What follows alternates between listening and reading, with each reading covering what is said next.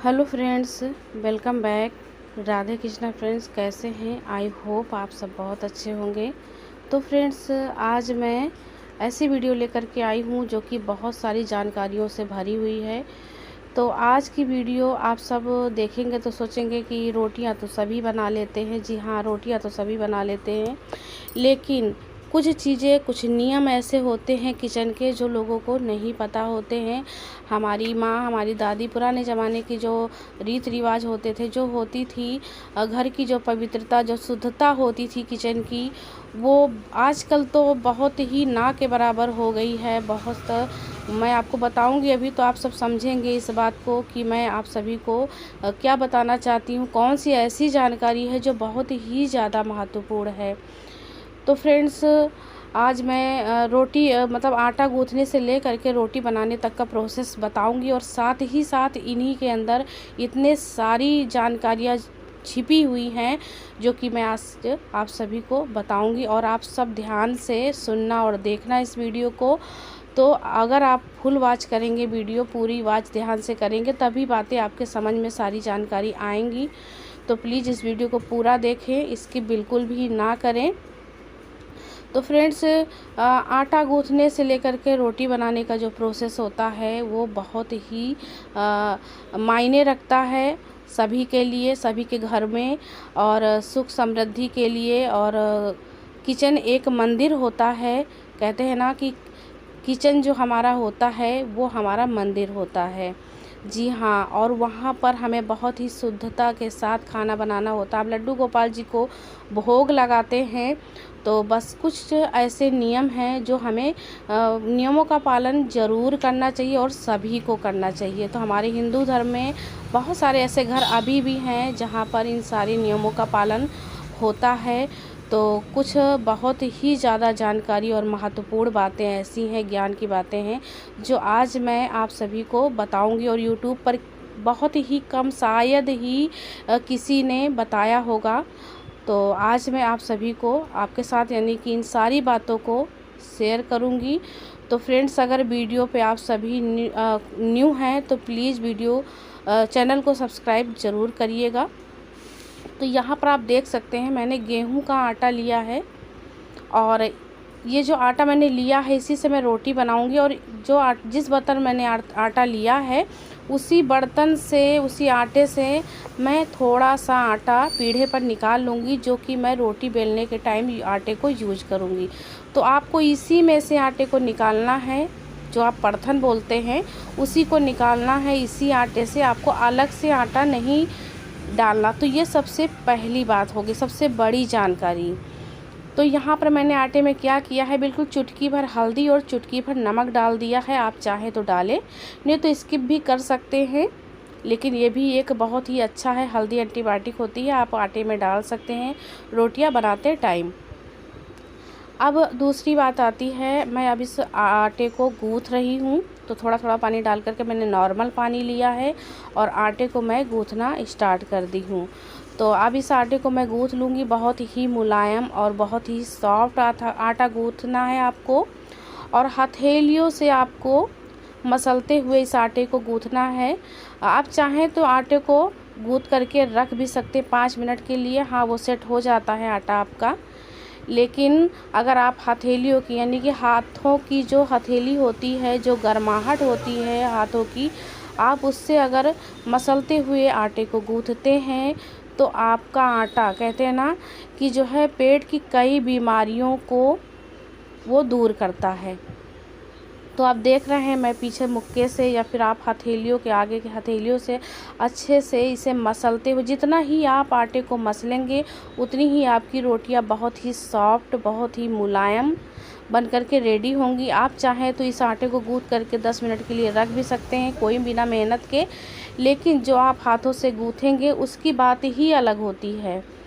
तो देखिए, यहाँ पर मैंने आटे को गूँथ लिया है। और दूसरी बात, आप देख रहे हैं कि थाली मेरी एकदम साफ़ हो गई है, बिल्कुल भी थाली में आटा नहीं लगा है। तो आपको इस बात का भी ध्यान रखना है कि पूरी थाली, जिस भी बर्तन में आप आटे को गूँथते हैं, वो बिल्कुल साफ़ हो जाना चाहिए, बिल्कुल भी लगा नहीं रहना चाहिए। तो मैंने थोड़ा सा सरसों का तेल आटे में लगा दिया है, और अब मैं देखिए उंगलियों से इसमें निशान बना दूंगी।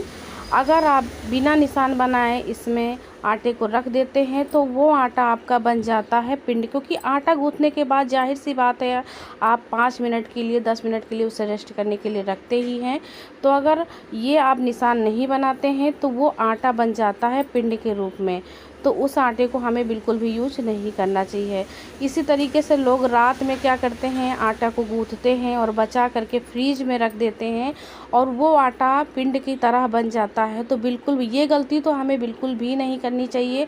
रात में हमें उतना ही आटा आप गूँथिए, यानी अगर ज़्यादा हो भी गया है तो आप रोटियां बना करके रख लीजिए, लेकिन आप आटा गूँथ करके फ्रिज में बिल्कुल भी मत रख। तो मैंने आटे में उंगलियों का निशान लगा करके ढक करके रख दिया है। तो अब बात आती है, मैंने आटे को गूँथ लिया है और अब ये जो थोड़ा सा पानी बचा है, देखिए इसी बर्तन में मैंने पायदान में लिया था पानी थोड़ा सा, तो ये देखिए यहाँ पे थोड़ा सा पानी ये बच गया है। लेकिन होता क्या है, किचन में आप जग में पानी भर के सभी लोग रखते हैं किचन में खाना बनाते टाइम, तो जो ये जग है बहुत सारे लोग जग से ही आटे को गूँथते हैं और जग में बहुत सारा पानी जो बच जाता है उसे ही आप सब्जी बनाने में, दाल बनाने में या फिर और भी कोई काम में, यानी खाना बनाने में ही यूज कर लेते हैं। तो बिल्कुल भी उसी पानी को आपको बिल्कुल भी यूज नहीं करना। जिस पानी से आपने आटे को गूँथा है, सिंपल सी बात है, उस पानी को आपको बिल्कुल भी खाना बनाने में यूज नहीं करना है। बहुत ही ज़्यादा ज़रूरी बात मैंने आपको बताई है। तो अब देखिए यहाँ पर मैं रोटी बनाना स्टार्ट करूँगी। तो अब नेक्स्ट सबसे ज़रूरी और जानकारी बात ये भी है कि बहुत सारे लोग जैसे रोटी बनाते हैं, तो देखिए मैंने आधा आधा हाफ़ कर लिया आटे को, लेकिन नहीं, बहुत सारे लोग क्या करते हैं, एक एक लोई को वो हाथों से नोचते जाते हैं और रोटियां बनाते जाते हैं। तो ऐसा बिल्कुल भी ना करें। हमारे हिंदू धर्म में बिल्कुल भी नोच नोच के रोटियां नहीं बनाई जाती हैं। तो प्लीज़ आप लोग ऐसा बिल्कुल भी ना करें। ये भी बहुत ही ज़्यादा ज़रूरी इम्पॉर्टेंट बात है। तो देखिए मैंने आधा हाफ़ कर लिया था आटा और उसके बाद मैंने सारी लोई को काट लिया है। बिल्कुल भी एक एक लोई को नोचना नहीं है। इसी तरीके से आपको रोटियों को बनाना है।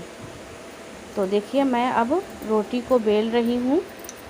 तो बेल भी सभी लोग लेते हैं, रोटियाँ भी सभी लोग सेक लेते हैं।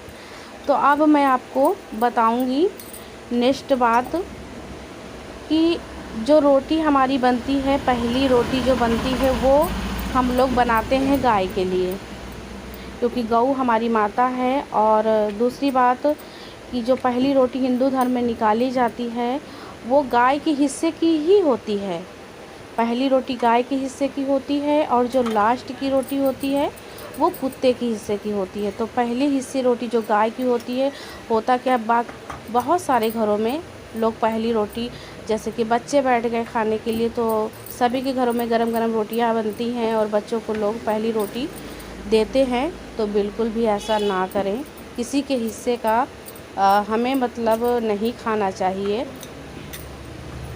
तो बहुत सारे घरों में ऐसा भी होता है कि लोग कहते हैं कि गाय हमें नहीं मिलती है तो हम क्या करें।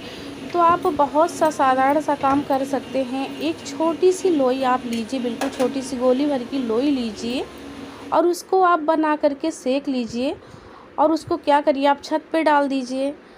कौवा खा लेगा, चींटियाँ खा लेंगी, किसी भी जीव जंतु के पेट में वो पड़ेगा। या फिर आप उन रोटियों के, एक बात और भी मैं बताना चाहती हूँ कि एक ऐसा तरीका है जो आप कर सकते हैं। छोटी छोटी रोटी, आप जितनी भी बड़ी रोटी बनाना चाहें उसको बना लीजिए और उसको आप रखते जाइए। धूप में सूख जाती है आराम से, धूप में भी अगर आप सुखा लेंगे तो सूख जाएगी। डेली की रोटी आप सुबह शाम की, सभी के घरों में रोटियां बनती हैं। तो आप पहली रोटी को सुखा लीजिए और किसी थैले में भर के आप रखते जाइए। और बाहर कभी भी कहीं भी निकलते हैं आप, तो आपको गाय दिख ही जाती। सिटी में आप, आपके मोहल्ले में, आपके गली में गाय नहीं दिखती है, लेकिन अगर आप बाहर कहीं घूमने या कहीं भी जाते हैं तो आपको गाय दिख जाती है। तो उस रोटी को आप डाल सकते हैं, ऐसा भी कर सकते हैं। नहीं तो मैंने जो बताया, बिल्कुल छोटी सी लोई आप तोड़िए, रोटी बनाइए और आप छत पे डाल दीजिए। तो आप ऐसा भी कर सकते हैं। तो सबसे बड़ी बात, हिंदू धर्म में हमारे पहली रोटी गाय के लिए ही निकाली जाती है और निकालना भी चाहिए। तो यहाँ पर देखिए मैंने फ्लेम को एकदम स्लो कर लिया है, क्योंकि अब मैं बना रही हूँ थोड़ी सी मोटी रोटी। तो मोटी रोटी बनाने का भी तरीका मैं साथ ही साथ आप सभी को बता देती हूँ कि बिल्कुल स्लो फ्लेम पे आप चाहें तो आपके पास चूल्हा नहीं है, लकड़ी में खाना नहीं बना रहे हैं, क्योंकि चूल्हे का तो जो रोटी होती है वो बहुत ही टेस्टी बनती है। लेकिन फिर भी आप गैस पर भी इस तरीके से बना सकते हैं। तो पहले स्लो फ्लेम करके सेक लीजिए, फिर थोड़ा सा बढ़ा लीजिए फ्लेम को, फिर देखिए रोटी आपकी बहुत ही अच्छे से फूल जाएगी। तो ये तो है रोटी बनाने का प्रोसेस, वैसे सभी को पता है रोटी बनाने का प्रोसेस। बाकी मैं आप सभी को बहुत ही अच्छी बातें बता रही थी, बहुत ही अच्छी महत्वपूर्ण जानकारी दे रही थी। और देखिए रोटी मेरी बहुत ही अच्छी बनी हुई है, तो आप इसमें घी लगाइए। अच्छा, अब आती है नेक्स्ट बात। देखिए मैंने थोड़ा सा आटा लिया था, जो उसमें से थोड़ा सा बच गया है ये आटा। तो ये थोड़ा भूसी जैसा दिख रहा है, तो क्या है ना कि ये घर का मतलब गेहूँ मैंने पिसवा करके मैं ही रोटी बनाती हूँ। बहुत सारे लोग रेडीमेड लेते, बहुत ही पतला सा वो आटा होता है। तो आप हो सके तो गेहूँ को घर में भी मशीन हो तो आप गेहूँ को पीस सकते हैं, आटा बना सकते हैं, नहीं तो फिर आप पिसवा सकते हैं। तो अब मैं ये बता रही हूँ आपको। तो यहाँ पे देखिए रोटी बनाने के बाद में आटा बच ही जाता है, कितना भी आप अंदाज के लेंगे आटा बच ही जाता है। इसे आपको दोबारा से रोटी बनाने में यूज नहीं करना है, आपको इसे निकाल लेना है किसी कटोरी में। आप इसे ले जा कर के छत पे डाल सकते हैं चींटियों के लिए, या फिर इसे आप तुरंत ही गूँथ करके लगे हाथ गूँथ करके एक छोटी सी रोटी बना लीजिए, लास्ट में कुत्ते को दे सकते हैं। बट इस आटे को आपको बिल्कुल भी दूसरी रोटी बनाने में यूज दोबारा से नहीं करना है। आप घर में आपके लड्डू गोपाल जी हैं, आप भोग लगाते हैं, सोचिए कितना गलत है, ये जूठा हो जाता है आटा। बिल्कुल भी हमें ऐसा नहीं करना चाहिए। और हमने काफ़ी घरों में देखा है, अब घरों में क्या, मैंने यूट्यूब पर ही ब्लॉग में ही देखा, बहुत सारे लोगों को देखा है कि जो ये पड़थन बचता है रोटी बनाने के बाद, जो ये बचता है वो किसी डिब्बे में इकट्ठा करते जाते हैं, और वो रोटियां बनाने के लिए डेली डेली उसी डिब्बे से आटे को मतलब लगाते हैं रोटी बेलने के लिए। तो आप सोचिए कितना गलत है, आप उसी से रोटियां बनाते जा रहे हैं डेली। आपके घर में लड्डू गोपाल जी हैं, आप भगवान को भोग लगाते, मान लीजिए आप भगवान को भोग नहीं लगाते हैं, फिर भी आपका जो आपका किचन है वो एक मंदिर है। आप अगर किचन में शुद्धता के साथ अगर आप भोजन बनाते हैं तो भगवान जी खुद ही आकर के, आप समझ लीजिए बस भगवान का हाथ जोड़ के नाम ले लीजिए, प्रभु स्वीकार कीजिए भोग को मेरे, तो प्रभु स्वीकार करते हैं आपके भोग को। तो आप ही सोचिए कि जो डिब्बे में आप डेली आटा रखते जाते हैं और उसी से आप रोटियां बनाते हैं, तो क्या ये अच्छा है? तो आप सब ज़रूर एक बार मुझे कमेंट करके बताना कि आज जो मैंने आटा गूँथने से लेकर के रोटी बनाने तक का जो प्रोसेस हुआ है मेरा, जो मैंने आप सबको इतनी महत्वपूर्ण जानकारी दी है, वो आप सभी को कैसी लगी, और क्या हमें हिंदू धर्म में ऐसा करना चाहिए या नहीं करना चाहिए। आप सब कमेंट ज़रूर करना, एक बार ज़रूर बताना मुझे कि आज की वीडियो कैसी है, या मैंने कुछ गलत बोला तो वो भी ज़रूर बताना आप सभी, कि मैंने जो जानकारी दी है वो कितनी सही है और कितनी गलत है। वैसे मेरे माँ ने जो मुझे संस्कार दिया है, जो बातें बताई हैं, मैं उसे फॉलो करती हूँ अपने जीवन में, और मुझे अच्छा लगता है, और मैंने सोचा आप सबको भी बताना चाहिए। और जो जानकारी, जो ज्ञान होता है वो सब में बांटना चाहिए, मुझे ऐसा लगता है कि सब में बांटना चाहिए। तो उसी पर्पज़ से मैंने ये वीडियो बनाई है आप सबके लिए। तो अब मैं इस आटे को डाल दूंगी चींटियों के लिए, और ये जो थाली पीढ़ा बेलन है इसे लगे हाथ मैं धुल करके रख दूंगी।